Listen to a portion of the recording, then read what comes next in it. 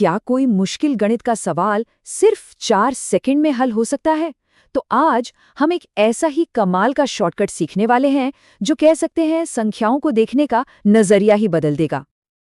अब जरा सोचिए, एग्जाम में ये सवाल सामने आ जाए, 1449 का वर्गमूल निकालें। थोड़ा मुश्किल लगता है ना, खासकर जब घड़ी की सुई टिक टिक कर रही हो। लेकिन क्या हो अगर ये सिर्फ 4 सेकंड में हो सकता है? सुनने में थोड़ा नामुमकिन सा लगता है, पर आज हम इसे मुमकिन करके देखेंगे। तो इस स्पीड तक पहुंचने के लिए हम क्या करने वाले हैं? सबसे पहले हम अंकों के पीछे का एक कोड समझेंगे, फिर एक पारंपरिक तरीका देखेंगे, एक अपवाद की स्थिति को जानेंगे और फिर एक और भी तेज तरीका सीखेंगे। इसमें रेफरेंस पॉइंट का एक रहस्य भी है और आखिर में देखेंगे कि जवाब तक पहुंचने के 2 रास्ते कौन से हैं। तो चलिए शुरू करते हैं। इस तेजी का राज आखिर है क्या? देखिए, इसकी शुरुआत होती है एक बहुत ही सीधे साधे पैटर्न से। एक ऐसा पैटर्न जो हर परफेक्ट स्क्वायर के आखिरी अंक में छिपा होता है। जरा इस टेबल को देखिए। जब हम 1 से लेकर 9 तक की संख्याओं का स्क्वायर करते हैं तो उनके आखिरी अंक पर गौर कीजिए। यहीं पर वो पूरा राज, वो पैटर्न छिपा हुआ है। जैसे कि 1 का स्क्वायर होता है 1 और 9 का स्क्वायर होता है 81 यानी 81। दोनों के आखिर में क्या है? 1।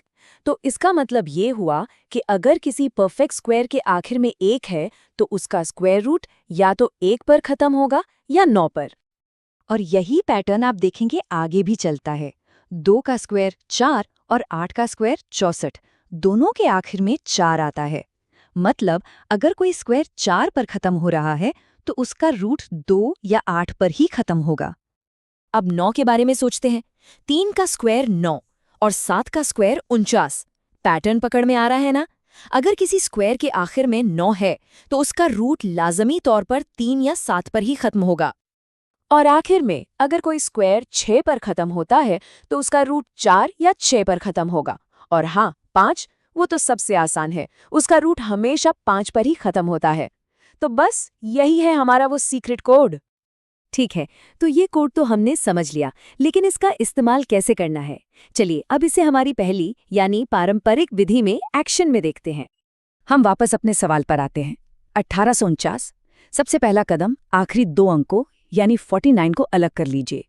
ये 9 पर खत्म हो रहा है, तो हमारा जो जवाब होगा उसका आखिरी अंक या तो 3 होगा या 7। अब बचे हुए हिस्से यानी 18 को देखिए। इससे ठीक छोटा परफेक्ट स्क्वायर कौन सा है? 16, है ना? और 16 का स्क्वायर रूट क्या होता है? 4। तो हमारे पास 2 संभावनाएं हैं, 43 या 47। अब सही जवाब कौन सा है, इसका फैसला करने के लिए हम एक रेफरेंस पॉइंट निकालेंगे। बहुत आसान है। जो हमारा पहला अंक आया था यानी 4, उसे बस उसकी अगली संख्या यानी 5 से गुणा कर दीजिए। तो 4 गुणा 5 हुआ 20। ये है हमारा रेफरेंस पॉइंट। अब हम अपनी संख्या के पहले हिस्से यानी 18 की तुलना इस 20 से करेंगे। क्योंकि 18 जो है वो 20 से छोटा है, तो हम अपने 2 विकल्पों में से छोटा वाला चुनेंगे। और बस सही जवाब है 43। तो ये तरीका तो बहुत कारगर है, लेकिन इसमें एक खास स्थिति है, एक एक्सेप्शन है, जिसके बारे में जानना बहुत जरूरी है। नियम बहुत सीधा है। अगर कभी आपकी संख्या का पहला हिस्सा और रेफरेंस पॉइंट बराबर आ जाए तो हमेशा हमेशा बड़ा वाला विकल्प ही सही जवाब होता है। इसे याद रखिएगा। चलिए अब एक और भी तेज तरीके की तरफ बढ़ते हैं, लेकिन इसे सीखने से पहले हमें गुणा करने की एक छोटी सी पर बहुत कमाल की ट्रिक सीखनी होगी। ये ट्रिक तब काम आती है जब हम ऐसी 2 संख्याओं को गुणा कर रहे हों जिनके पहले अंक एक जैसे हों और आखिरी अंकों का जोड़ 10 हो।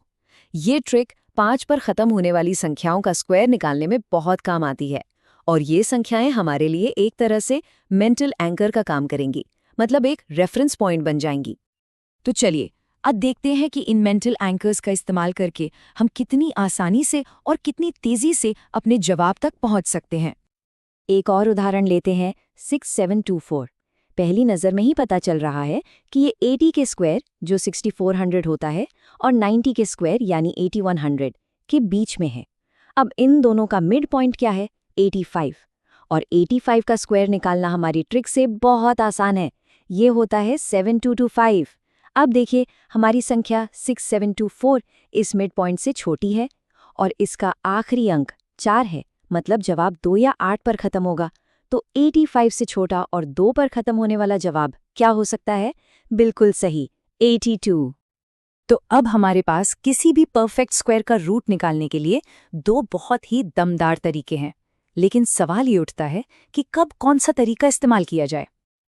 देखिए, जो पारंपरिक विधि है वो एक सटीक स्टेप बाय स्टेप तरीका है, नियम पर आधारित है। और जो दूसरी तेज विधि है वो थोड़ी इंट्यूटिव है, अंदाजे पर आधारित है, जिसमें हम रेंजेस और मेंटल एंकर्स का इस्तेमाल करते हैं।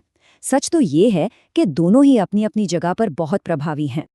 जब हम ऐसी ट्रिक्स सीखते हैं तो सिर्फ सवाल हल नहीं करते, बल्कि गणित के अंदर छिपे हुए एक खूबसूरत स्ट्रक्चर को भी समझते हैं। और ये हमें सोचने पे मजबूर करता है कि न जाने से और कितने सुंदर पैटर्न हैं जो बस खोजे जाने का इंतजार कर रहे हैं।